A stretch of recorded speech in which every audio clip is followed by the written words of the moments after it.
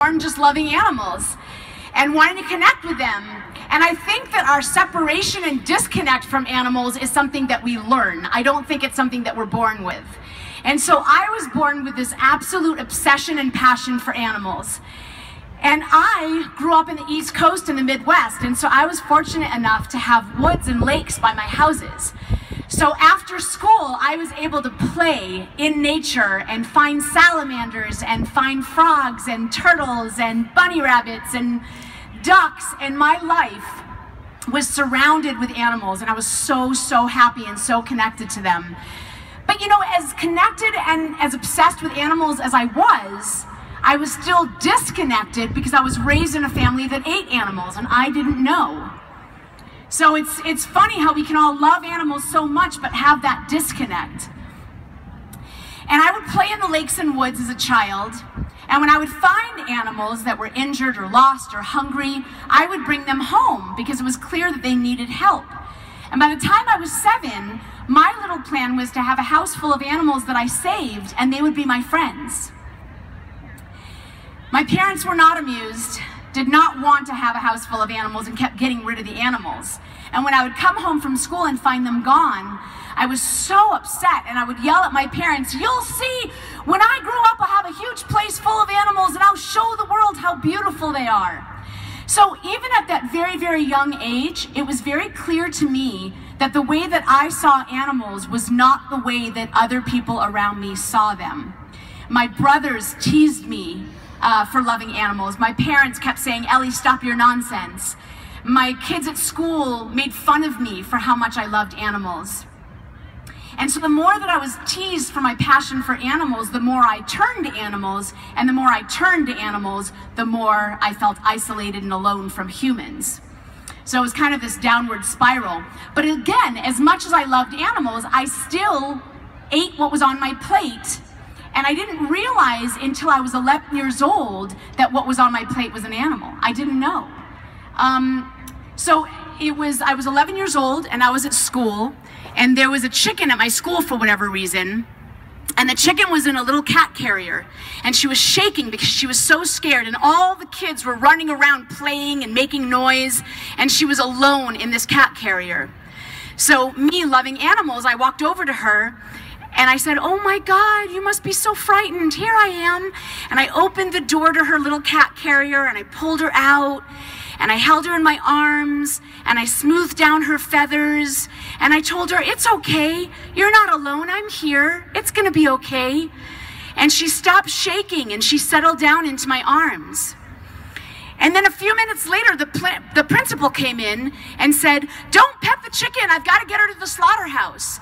And she yanked her from my arms and ran out with her. And my little 11-year-old brain scrambled to figure out what in the world is she talking about. And then it hit me like a ton of bricks. Oh my God, that is chicken and rice. So I finally made the connection, and I went home that night and I told my parents I was not going to eat animals again. And my mom said, "That's nice, dear, eat your soup." And I said, "But didn't you just hear me? I'm not going to eat animals anymore." And she said, "It's not an animal, it's soup." Well, I stuck to my guns. I stood my ground. Then my parents thought that I was going to die and I was going to be anemic and I wasn't going to grow. I made it.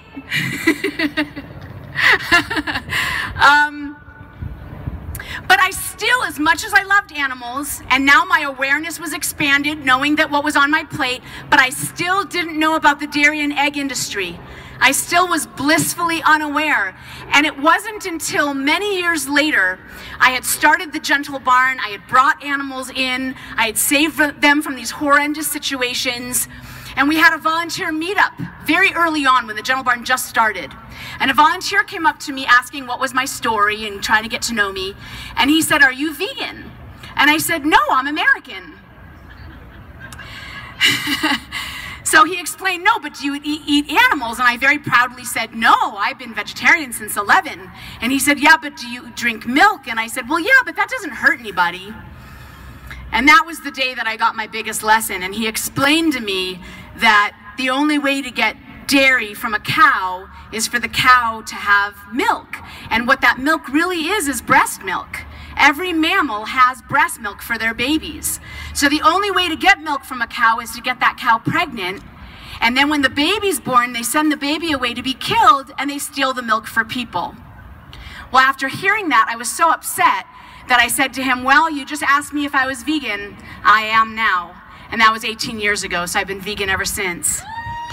Thank you.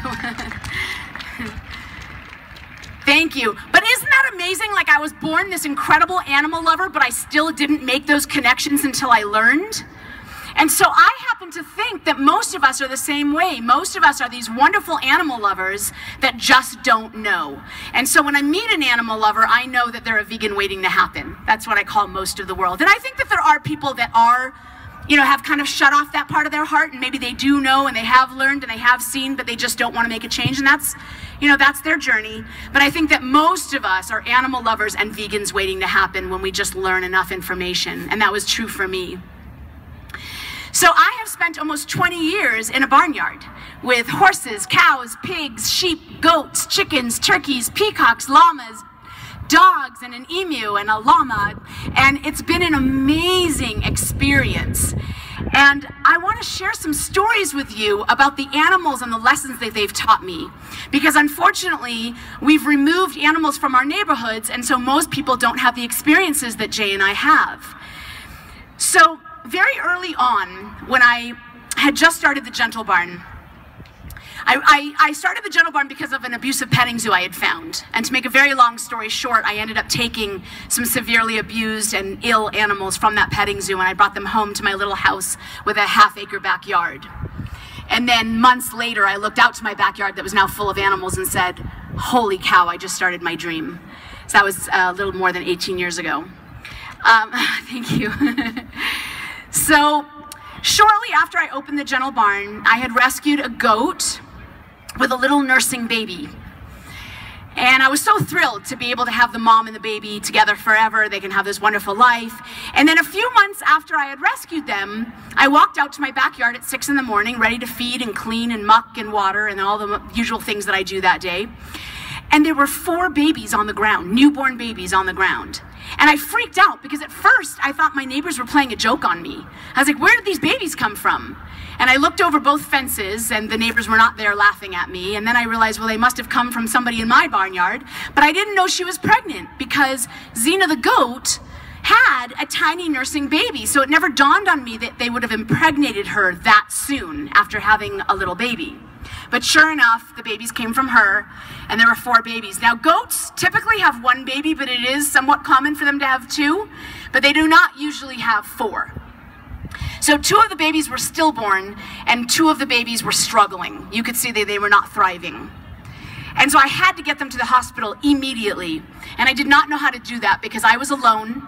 It was before Jay came into my life, and so I was alone in the barnyard, and I had this big goat that outweighed me and her 4 babies. And so I just said, well, I'm gonna have to do it. I mean, you know, mothers, when their children are in trouble, can lift up cars. I can get this goat in the back of a car and take her to the vet. I just know I can. So I got a big, huge crate, and I went up to Xena, and I tried to pick her up, but of course I couldn't. She was too heavy. I tried to pull her into the crate, but she outmaneuvered me. I tried to push her into the crate, but I just couldn't do it. And I worked like that for a half an hour. And then after a half an hour, I was so exhausted, dripping with sweat, huffing and puffing, trying to catch my breath. And meanwhile, the babies are like literally dying on the ground. I had to get them to the hospital right away. So I sat down against the wall of the barn, and I was crying by this point because I didn't know what to do. I didn't know who to call. I didn't know who could help me. And just out of frustration, I started talking out loud. Xena, oh my God, please stop fighting me. I have to get you to the hospital, please. I'm gonna take you and your babies to the hospital, and as soon as you're better, you'll come right back home. Please cooperate with me. And she looked at me as if to say, well, why didn't you just say so? And she walked into the crate and sat down. And that was the day that I learned that animals understand what we say. And they have way more intelligence than we give them credit for. And since that day, it is a policy at the Gentle Barn with all our staff and all our volunteers that if we're going to do something with an animal, we tell them first.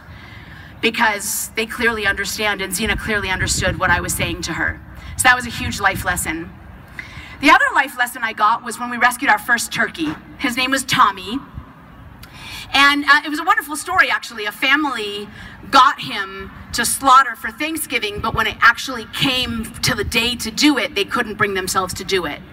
And so they brought him to me and said, well, we don't have the guts to kill him, so will you take him?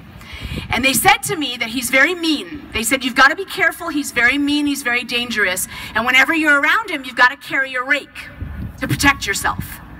So I was like, okay, I mean, I don't know, I've never had a turkey before, so okay.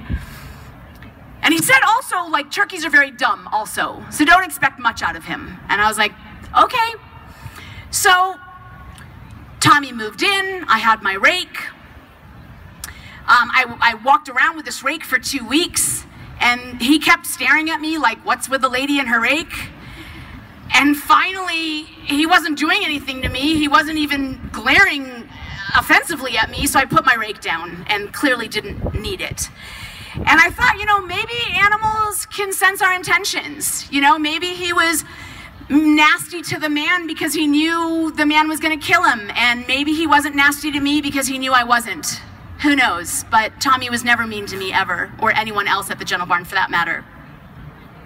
But it was really interesting because the very first day that he moved in, I showed him, it was starting to get dark, and so I kind of ushered him into his barn where he was going to eat and sleep for the night.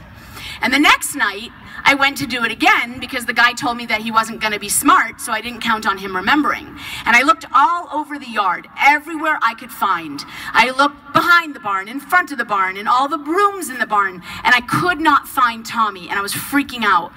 And then I finally found him after like a half-an-hour search. You know where he was? He was in front of his room waiting for the dumb human to open the door.